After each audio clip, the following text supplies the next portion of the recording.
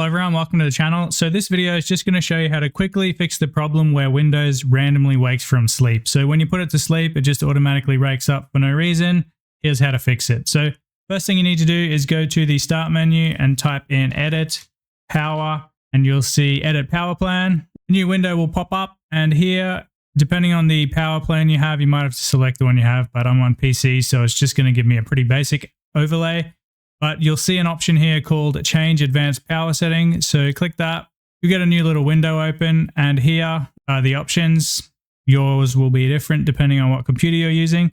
So if you are using a specific one, select that before you do the next step. So I'm just going to leave it on balance for my current situation.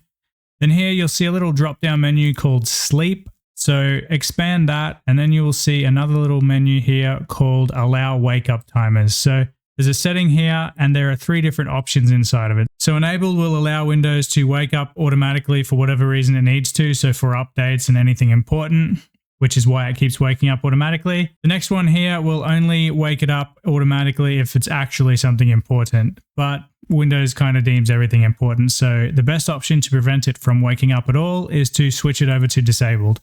Once you've switched it over to disabled, just click apply. Click OK, close the window, and you're done.